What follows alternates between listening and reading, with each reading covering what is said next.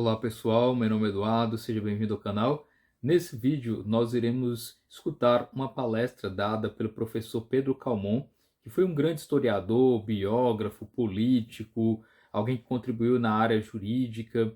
O professor Pedro Calmon é o típico intelectual brasileiro que contribuiu com diversas publicações em diversos âmbitos de conhecimento. Além da literatura, ele também contribuiu muito em relação à pesquisa histórica do Brasil.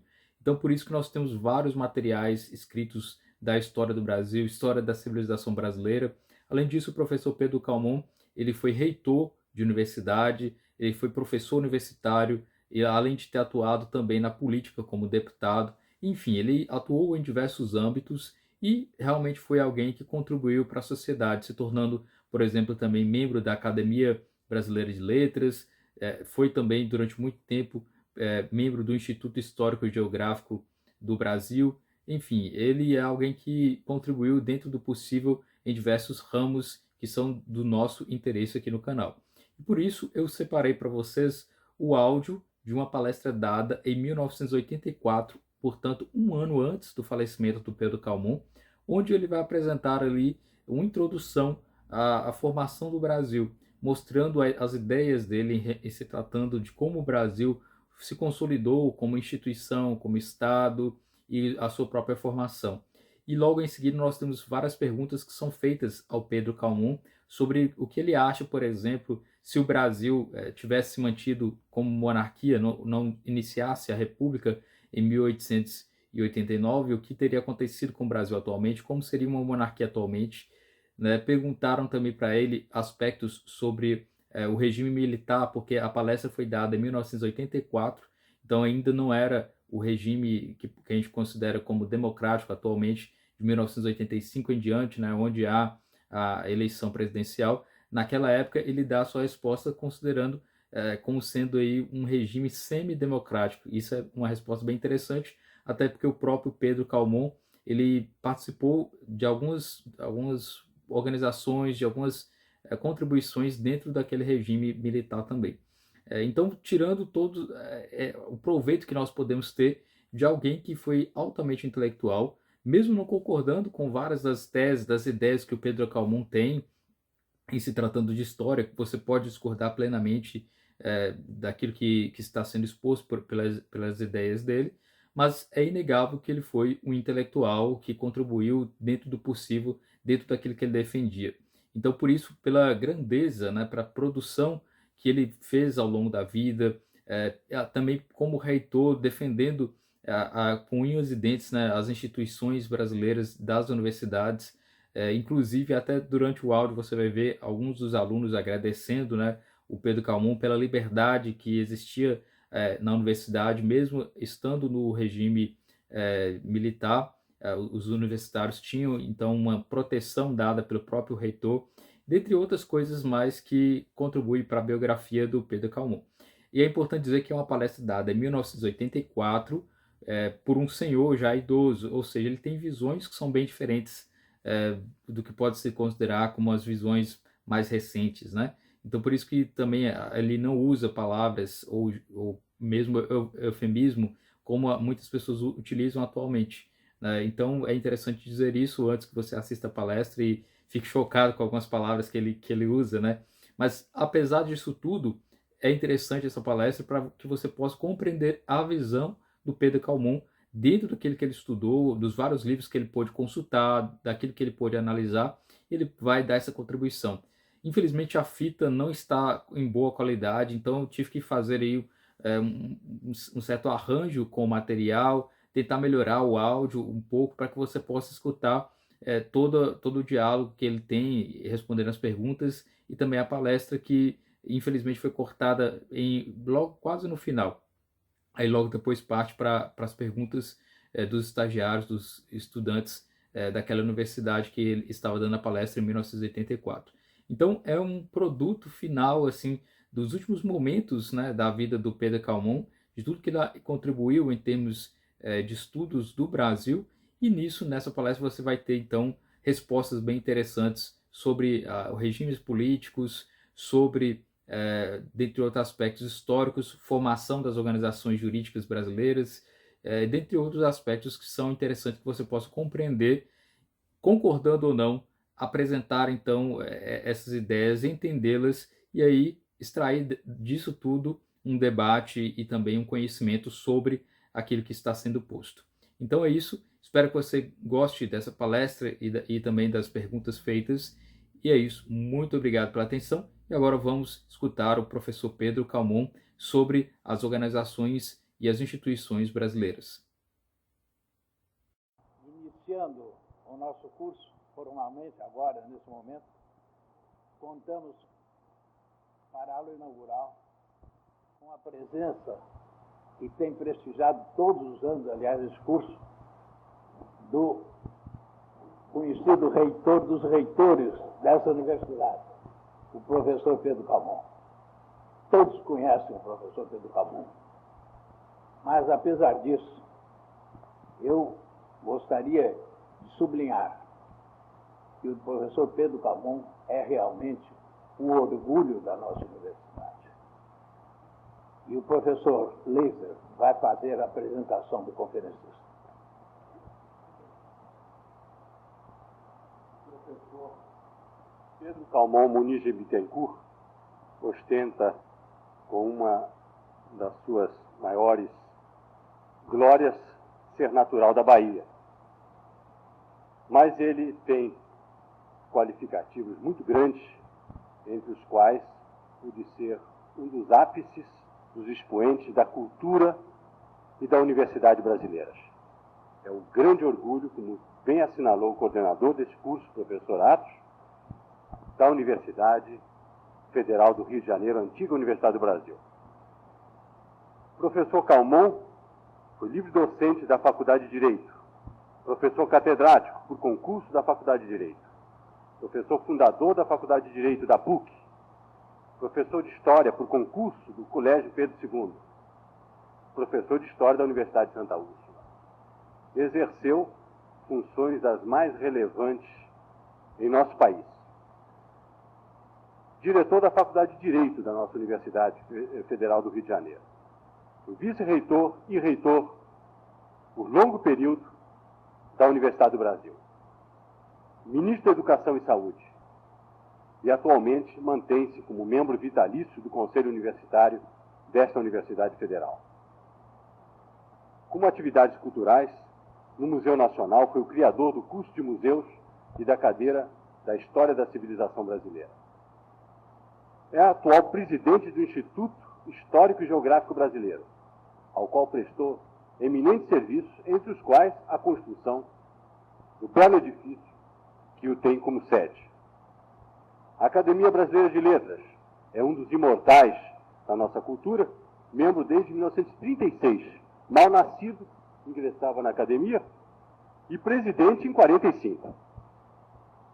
Do Conselho Federal de Cultura, foi presidente e se mantém nessa posição na Câmara de Patrimônio Histórico daquela alta Câmara. Tem inúmeros trabalhos publicados. É autor de mais de uma centena de livros e estudos. Entre eles, há a destacar a História Social no Brasil, em 3 tomos, a História do Brasil, em 7 volumes, História das Ideias Políticas, Teoria Geral do Estado, Direito Constitucional Brasileiro, História da Civilização Brasileira. Na literatura histórica, tem biografias de Dom João VI, Dom Pedro I, Dom Pedro II, em 5 volumes este, da Princesa Isabel, Castro Alves, General Gomes Carneiro, etc.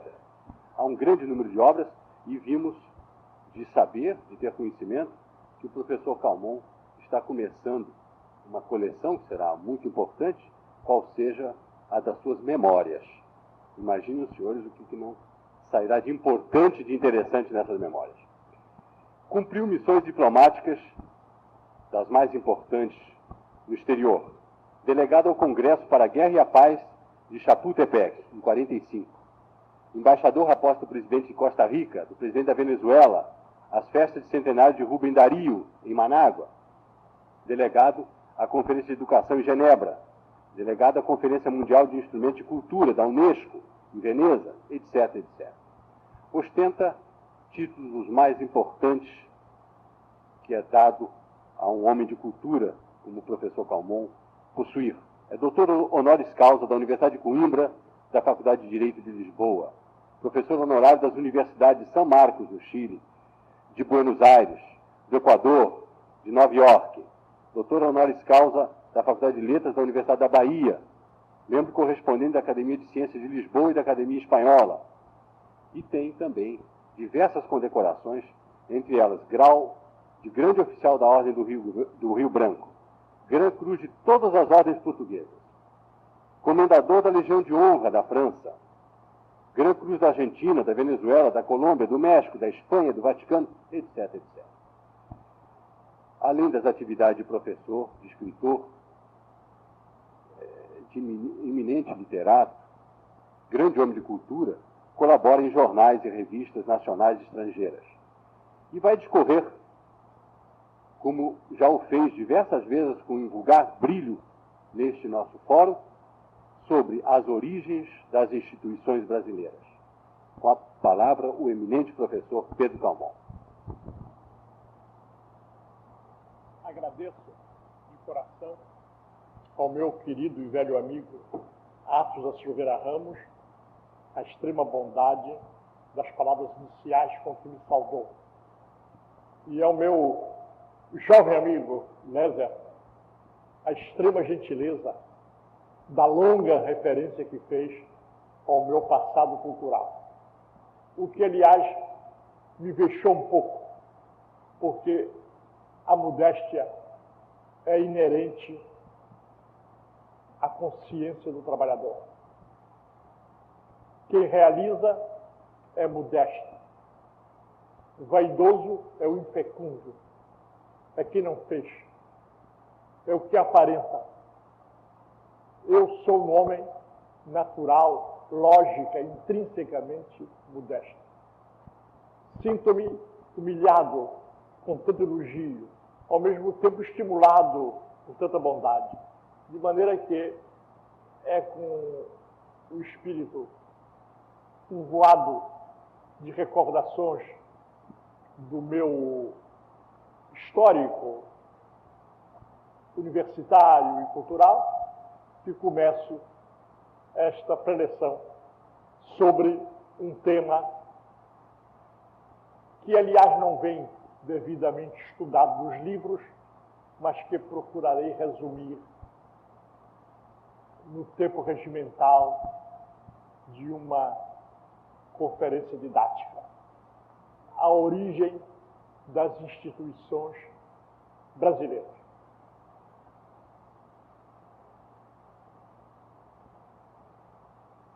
Teremos instituições aborígenes? Não. Temos costumes. O vestígio da influência original dos índios. Alguma coisa como uma adaptação de hábitos nos sertões brasileiros. Mas não lhes herdamos instituições sociais. E africanas? Teremos instituições africanas no entrecho social brasileiro? Também não. A nossa herança em matéria de direito público, de estruturação do Estado, de constituição do poder político, enfim, as instituições brasileiras vieram da Europa. São imigrantes, como o homem branco. Apenas nestes trópicos adquiriram o colorido, a expressão, a especificidade, a particularidade da natureza que as aclimatou. O nosso povo é um exemplo desse sistema natural e complexo, sociológico e antropológico de formação étnica e social. o povo moreno do Brasil. Que somos nós, o povo brasileiro. Comecemos por ele, porque com ele é que nascem as instituições políticas no país. O povo brasileiro é uma amálgama das três raças aliadas, que não se hostilizaram, antes se amaram, criando esta população mestiçada e tão nacional. Provimos do branco europeu, sobretudo português, do gentio indígena e do preto que veio da África. Quanto a essa facilidade de formação étnica do povo brasileiro, ela consiste numa sucessão, numa herança também natural.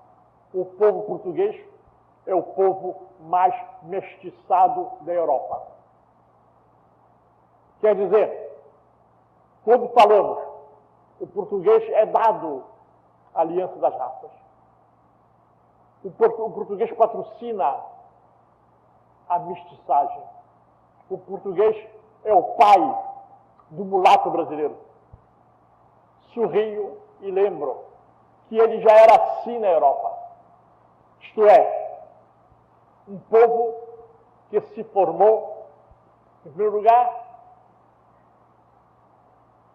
no recipiente arqueológico da velha Ibéria.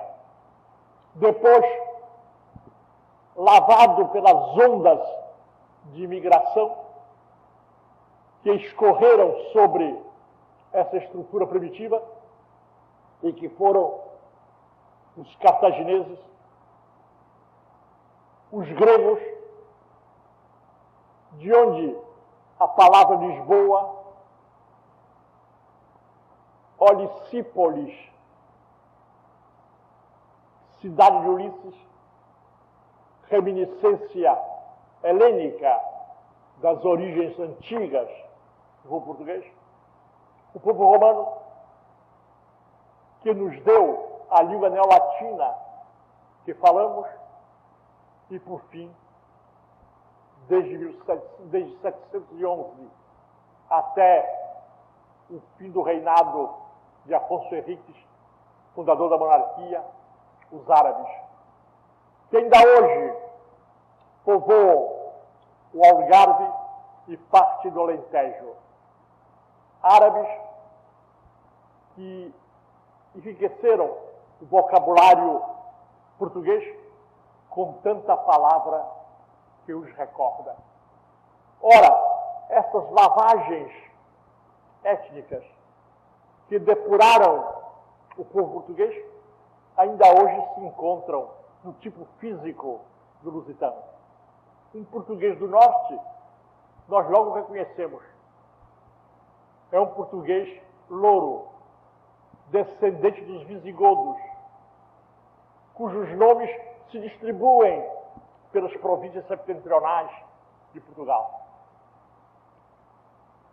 Os homens do sul são morenos, meio sarracenos, um tanto africanos do norte, quer dizer, do norte da África, quer dizer, essa mistura de gente criou o tipo do marinheiro português que descobriu o Brasil.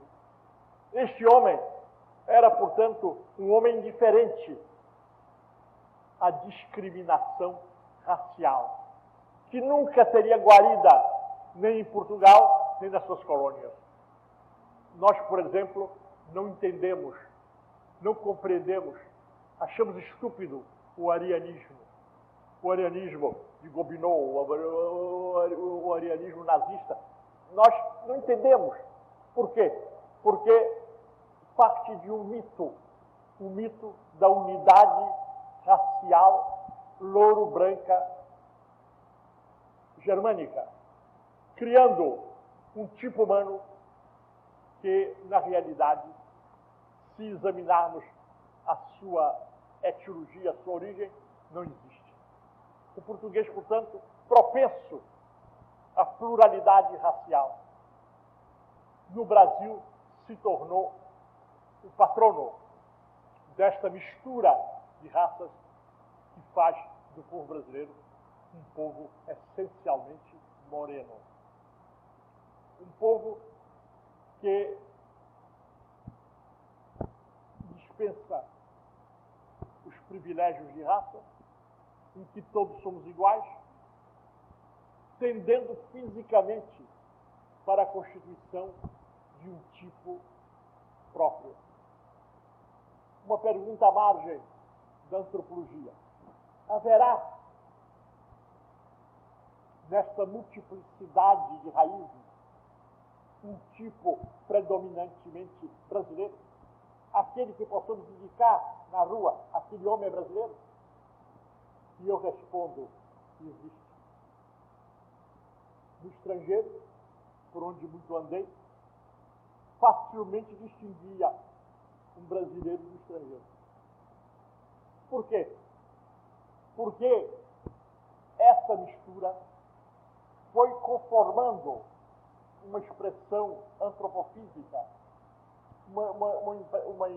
uma formação genética e, ao mesmo tempo, antropológica, que significa a existência do homo brasiliense. É claro que este cadinho está longe de esfriar. Temos de esperar que as gerações se sucedam para cada vez mais se simplificar o tio brasileiro. Mas, de qualquer modo, o brasileiro existe, pelo menos mentalmente. Os nossos costumes nos assemelham. Sentimos mais ou menos as mesmas coisas. O brasileiro é, sem retórica nem cortesia, um homem generoso. É um bom.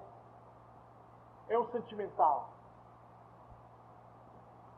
Quando há um crime, queremos a morte do criminoso. Quando há um júri, queremos a absolvição do réu. Somos a favor da violência entusiástica e contra os seus excessos. Somos o povo da anistia, o povo do perdão, o povo que abomina a pena de morte. Mataram há 150 anos, quase 200 anos, Tiradentes. E até hoje é feriado nas escolas, em homenagem ao réu. Somos a favor da generosidade, somos dadivosos. Por quê? Porque nascemos assim. Porque este é um predicado. E este costume nos assemelha. Esse costume é que faz que tenhamos reações homólogas, parecidas, diante dos acontecimentos políticos, sociais, econômicos. Todos os brasileiros pensam mais ou menos numa certa direção. Isto constitui a psicologia de um povo. De maneira que, ditas essas palavras iniciais, para justificar a minha crença, a crença que devemos ter na existência do povo brasileiro, o povo brasileiro, na acepção do direito público, distinto da população, porque a população é a soma de brasileiros e estrangeiros que aqui moram. O povo brasileiro é o povo capaz de produzir a vontade política, isto é o povo nacional. Ditas as palavras, vamos agora à síntese explicativa das instituições brasileiras. A primeira delas, a dignidade humana, que nós traduzimos por uma palavra sonora, comunicativa e intelectual, uma palavra que todos temos nos lábios, uma palavra que todos temos no coração, uma palavra que está nas nossas ambições mais comezinhas e nos nossos desejos mais altos. Esta grande palavra, liberdade. O que é liberdade? A liberdade é a garantia individual em face do poder contido pelo dever de respeitá-la. Esta é que é a liberdade. Liberdade, diz a nossa Constituição Federal, é o direito de tudo fazer que não contraria a lei. Como se diz na rude linguagem popular, legal. A liberdade é a conduta legal do indivíduo. Legal no sentido de que, se não contraria a lei, constitui direito exercê-la. A essa liberdade que nasce com as primeiras instituições brasileiras. Isto é que é preciso dizer. Nós, os que estudamos a história do Brasil, partimos de um pressuposto que não é verdadeiro. O de que, antes da independência, vivíamos no absolutismo. E esse absolutismo era antiliberal. Quer dizer, não se conheceria liberdade no Brasil senão depois do grito do Ipiranga, senão depois da Declaração da Soberania Nacional, senão depois que o Brasil nasceu. Ora, isto não é verdade. A liberdade, para viver, para existir, exige o comportamento do governo de acordo com a segurança individual. Determina-se pela divisão das funções do poder. O poder executivo e o poder judiciário. Quer dizer, sobre os dois, o império da lei. Ora, imperando a lei, a liberdade surge como a consequência da sua aplicação. Ora, como começa o poder no Brasil? Começa, repare-se bem, com as cartas de donataria das capitanias hereditárias. Quando Dom João III doa o território brasileiro retalhado em capitanias de 100 léguas de costa a determinados fidalgos. Surge aí o princípio da garantia da liberdade, porque nomeia-se com plenos poderes do capitão-general, é o executivo. Ele tem a plenitude da função, mas junto dele manda o ouvidor, isto é, o juiz. Alguém que, nomeado pelo rei, independente do capitão-general, desempenha a função judiciária. Ora, uma vez que o poder judiciário não está subordinado ao poder executivo, a liberdade assegura pela invocação deste poder protetor contra os abusos do poder executivo. Quer dizer, em 1532, 1534, no tempo em que se instituiu o primeiro município brasileiro em Jacareí, São Vicente, que é de 22 de janeiro de 1532, se concede o direito de apelar para a justiça a um homem prejudicado pelo excesso do poder. Quer dizer, surge, não digo executiva, objetiva, total, a liberdade, mas surge a primeira garantia que se lhe dá, essa de pedir à justiça o remédio.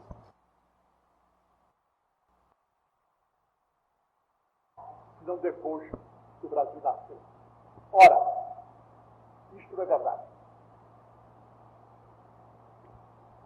liberdade para viver, para existir, exige o comportamento do governo de acordo com a segurança individual. Determina-se pela divisão das funções do poder. O poder executivo e o poder judiciário. Quer dizer, sobre os dois, o império da lei. Ora, imperando a lei, a liberdade surge como a consequência da sua aplicação. Ora, como começa o poder no Brasil? Começa, repare-se bem, com as cartas de donataria das capitanias hereditárias. Quando Dom João III doa o território brasileiro retalhado em capitanias sem léguas de costa a determinados fidalgos. Surge aí o princípio da garantia da liberdade, porque nomeia-se com plenos poderes do capitão-general, o executivo. Ele tem a plenitude da função, mas junto dele manda o ouvidor, isto é, o juiz.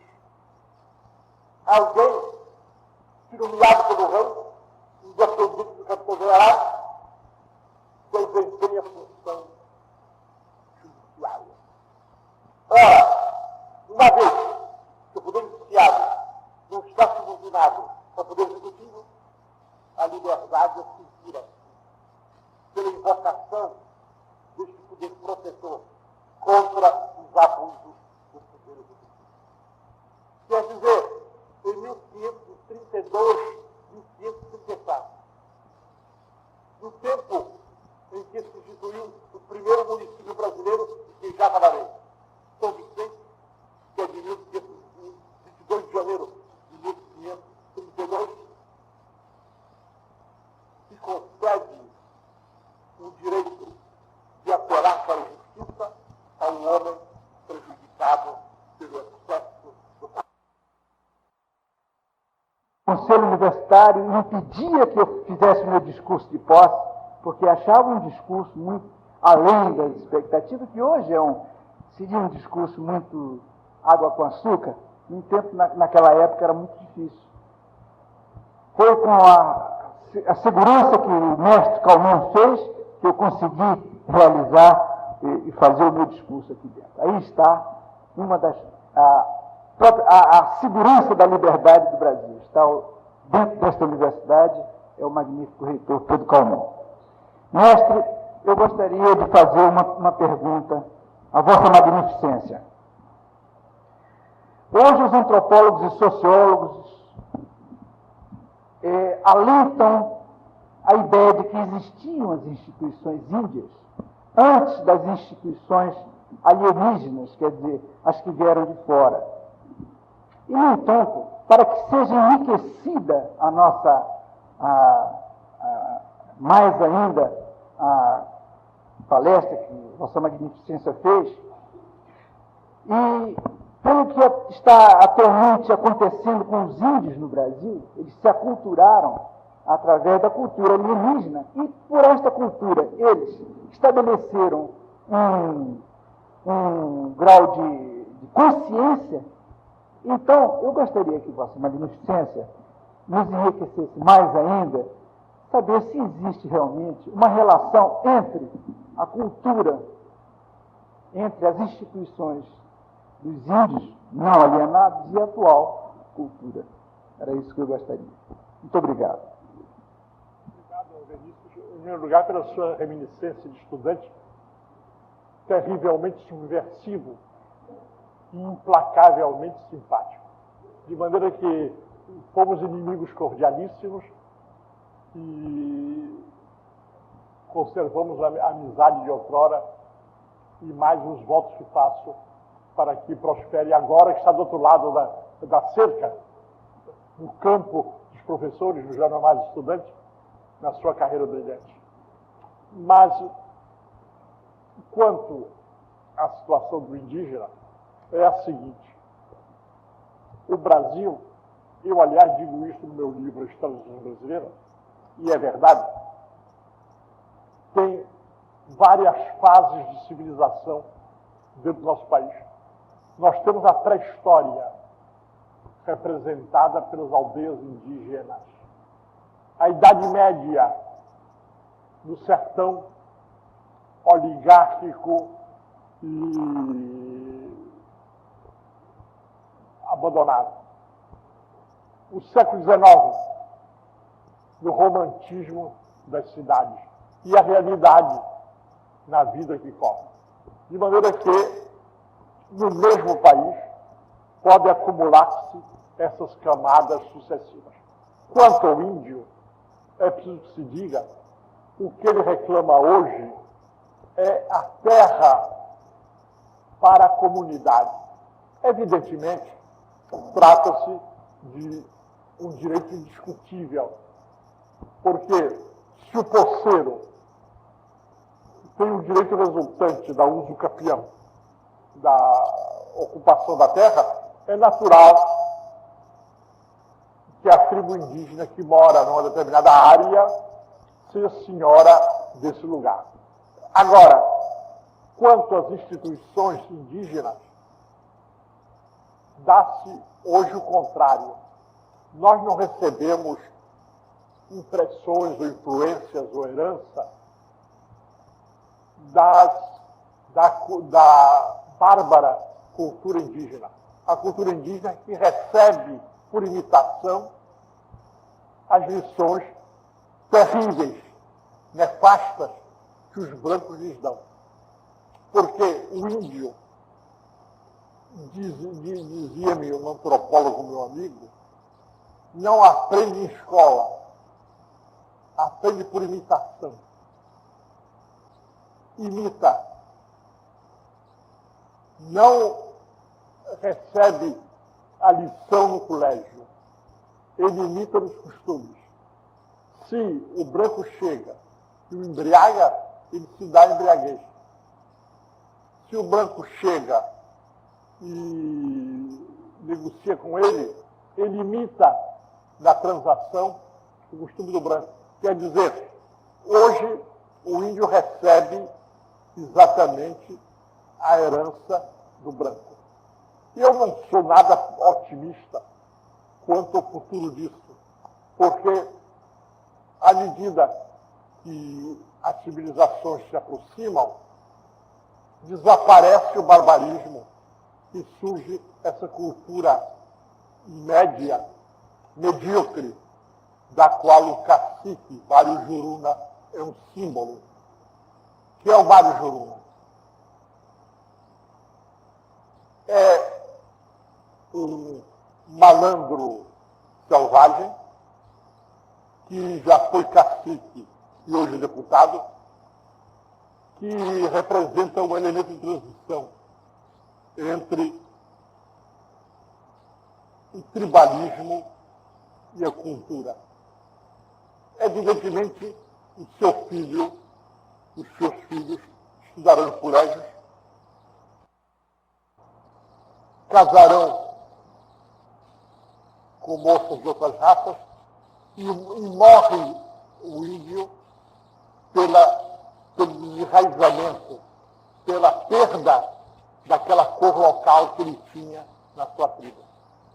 Essa consequência é inevitável. O índio está desaparecendo pela absorção dos costumes brancos. Viciar. Isso é um crime. Vamos manter o índio no seu habitat. É claro, todos queremos isso. Os índios que não querem. Porque, à medida que eles têm contato com os brancos, eles vão adquirindo a noção das coisas que os brancos possuem. Bem que eu com isso respondo a Vinícius.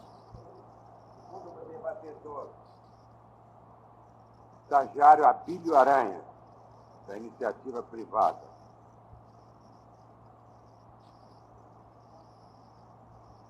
O reitor da Universidade do Brasil, nos tempos que eu era estudante da Escola Nacional de Engenharia.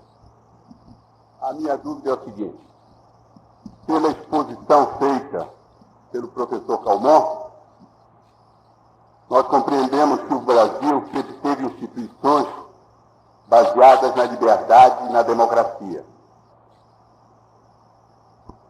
Não acha o professor deslocado o que se afirma correntemente hoje, que só agora se pretenda fazer do Brasil uma democracia? Isso é um equívoco verbal. Fazer do Brasil democracia, por que modelo? Porque o problema é este. Há 1000 democracias. Há 1000. Eu falei da democracia municipal. Não disse que o Brasil foi sempre democracia, não. Perdão. Eu falei dos aspectos desconhecidos ou ignorados que nós podemos reaver graças à publicação das atas da Câmara Municipal, da democracia nascente no município brasileiro. Falei disso. Ora, evidentemente, era o que se chama em história do Estado a democracia direta, que é aquela em que o povo faz o governo. O povo reúne-se na praça pública e vota no governo. Não é a democracia representativa, em que o povo vota nos representantes e constitui um congresso que faz a lei. Mas, evidentemente, fazer do Brasil uma democracia, a frase do presidente João Figueiredo, representa a ideia de restituir a plenitude dos órgãos democráticos. Essa plenitude não existiu e ainda não está completa porque as emendas à Constituição limitaram as faculdades, os poderes do Congresso Nacional, aumentaram os poderes do Executivo, que podem, inclusive, emitir decretos-leis, sem ouvir a representação popular, de maneira que a democracia existe ou na plenitude ou reduzida. Nós temos uma democracia reduzida. Ansiando, é claro, todos nós ansiamos, por uma democracia plena. Muito bem. Essa é a resposta. Debatedor, estagiário Luiz Felipe Meira de Castro, da Fundação Getúlio Vargas.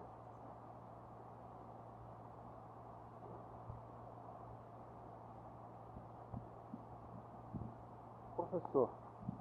Alô? Professor, durante a sua exposição, o senhor se referiu que as nossas instituições, elas são basicamente de origem europeia, porque eram os povos que, na época, tinham instituições já formadas.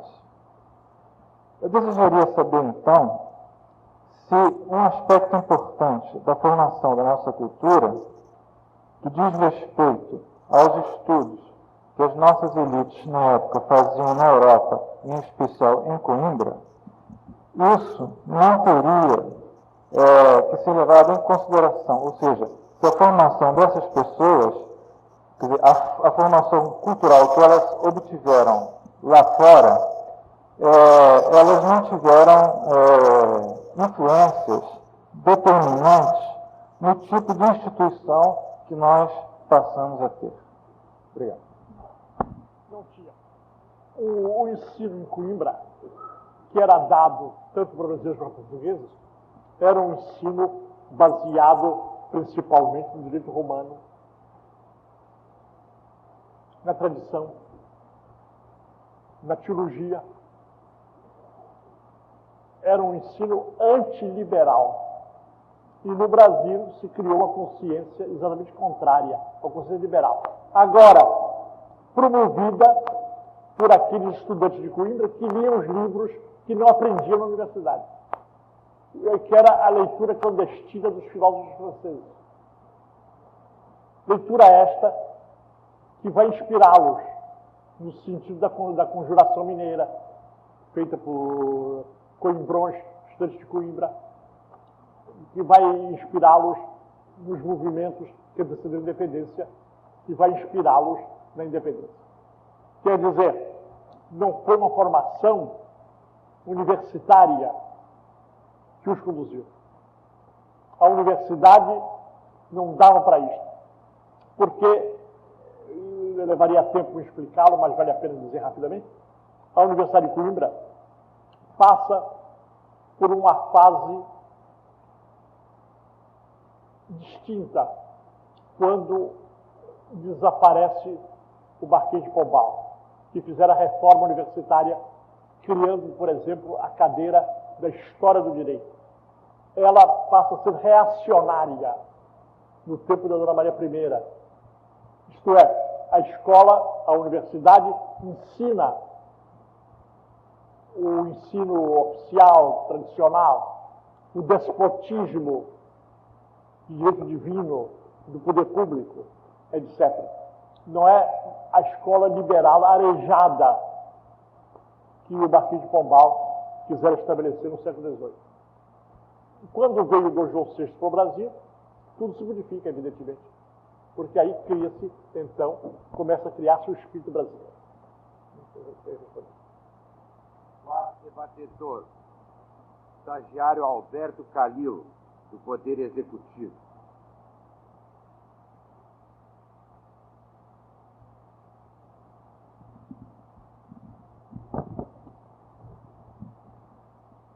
Mestre, eu sou agora um emocionado e protuberante sexagenário que agradece ao Onipotente esta oportunidade de rever e de constatar a lucidez, a competência, a sabedoria do mesmo orador que vi e ouvi pela primeira vez em 39, na Semana da Pátria. A pergunta: considerando que o mestre disse que a monarquia, fundando o Exército e a Marinha, garantiu a unidade do Brasil, quando a colonização espanhola permitiu a fragmentação e formação de repúblicas, pergunto: o sistema monárquico ainda é viável na situação das instituições atualmente no Brasil? A minha resposta é imediata e fácil. Se tivéssemos monarquia, teríamos pouca diferença do governo atual. Pouca diferença. Não haveria sucessão presidencial, presidenciáveis, direta já ou indireta. Nada do que está hoje preocupando o povo em relação ao poder executivo. Mas o legislativo seria o mesmo. A federação seria a mesma. O que é a federação? É a autonomia dos estados ligada à soberania nacional. Apenas teríamos a vantagem, reparem a palavra que eu emprego, a vantagem de um imperador que fosse, aí já é um condicional, como Dom Pedro II, tipo de tolerância, de sabedoria, de compreensão e de bondade.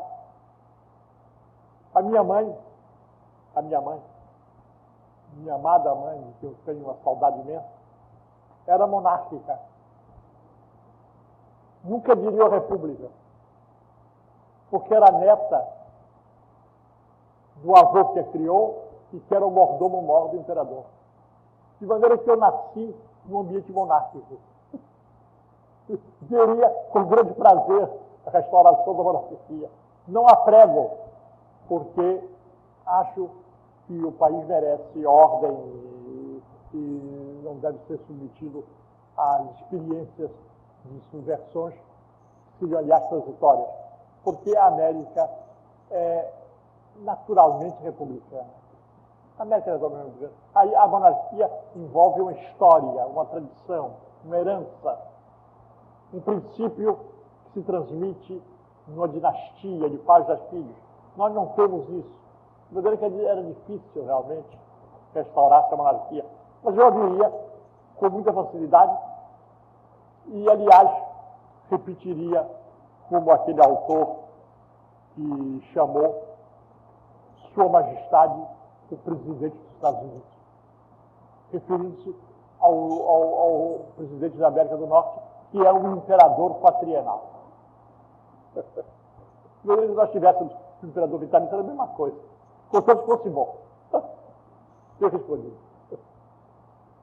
Debatedor, estagiário Nelson Machado, da FAO, UFRJ.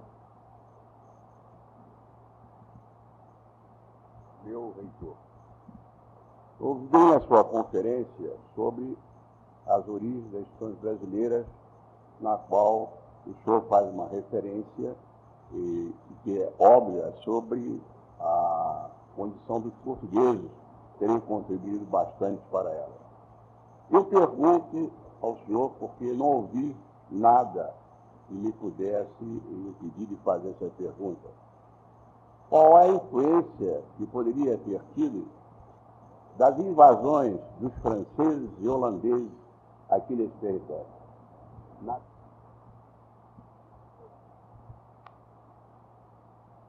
É curioso, nenhuma. Nenhuma.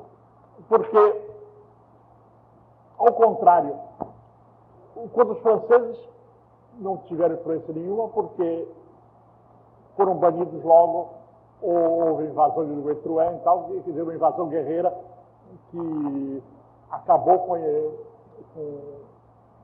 o abandono do Brasil por eles. Quanto aos holandeses, 20 anos ocuparam Pernambuco e não deixaram nenhuma instituição no Brasil. Não sei de influência nenhuma dos holandeses no Brasil. Sei da reação, isto, o contrário, da reação produzida, essa reação, sim, a favor, como sucedeu na Batalha de Guararapes, da unificação do povo brasileiro.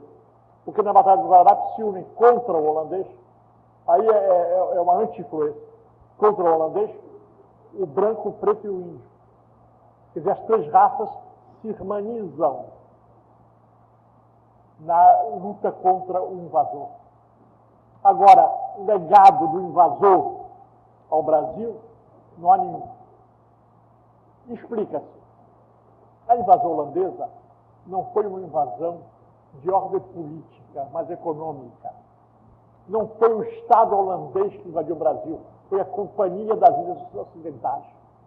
Foi uma empresa comercial, é claro que ligada ao Estado, mas não foi o próprio Estado que invadiu o Brasil. E essa companhia tinha interesse em obter rendas para dar dividendos aos seus acionistas.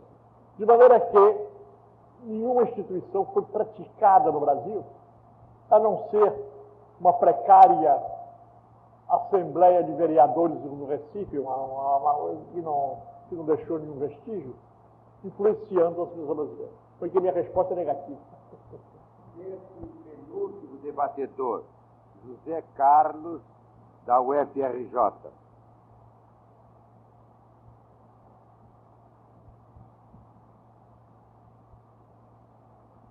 Eu gostaria que o magnífico reitor Pedro Calmon me respondesse o seguinte: por que a instituição brasileira não caminhou em direção a uma monarquia democrática do tipo inglês, ou como a atual espanhola, optando por um sistema republicano federalista? E até que ponto isso influenciou a não entrada do Brasil no processo de revolução industrial do século passado, ficando o Brasil na posição de fornecedor de matéria-prima aos países industrializados? Eu declaro que houve a tentativa, durante a monarquia, de anglicanizá-la, ser uma monarquia inglesa. Leamos os discursos de Rui Barbosa e Joaquim Nabuco e veremos a citação constante dos precedentes ingleses do parlamentarismo. O ideal de Joaquim Nabuco e também de Rui Barbosa, que só foi republicano no dia em que se proclamou a República, era a monarquia democrática. Aliás, monarquia democrática criada pela Constituição de 24, naquele princípio que eu enfatizei aqui, que Dom Pedro I se proclamou imperador pela graça divina, direito divino, e pela aclamação unânime dos povos do sistema democrático. Agora, eu tenho pena de realmente não ter continuado isso, porque podíamos ter hoje uma monarquia próspera e arejada e democrática, a exemplo da Espanha e da Inglaterra. Aliás, a Inglaterra prova que a monarquia não é contrária à democracia. Nós sabemos por experiência própria, todos nós sabemos, por intuição, que um homem eleito ou um homem nomeado produz o mesmo bem ou o mesmo mal em ambos os regimes. Um bom reinante, pacificador, o caso da Espanha atual, é uma providência para um Estado. Agora, o que duvido é que o Brasil temos impacto do problema. Sétimo e último debatedor, estagiário Marques, do Governo do Estado.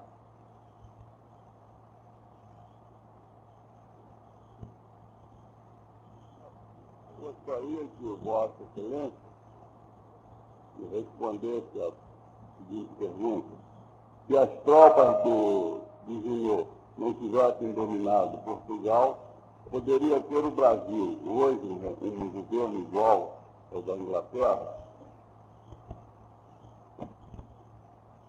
Não creio. Não creio. Eu acho que se o Dom João VI não viesse para o Brasil, e não houvesse o caso de o seu herdeiro, Dom Pedro I, proclamar a independência, nós seríamos republicanos. Apenas não seríamos a República do Brasil. Seria a República da Bahia, o Império de Sergipe, o Ducado do Maranhão, a República de Pernambuco. Quer dizer, nós seríamos países que mais tarde se uniriam pela língua, pelos costumes, pela semelhança do povo, mas precisando para isso de guerra civil, de um soldado que fizesse o que Caxias empreendeu no tempo da regência, a unificação a fio de espada.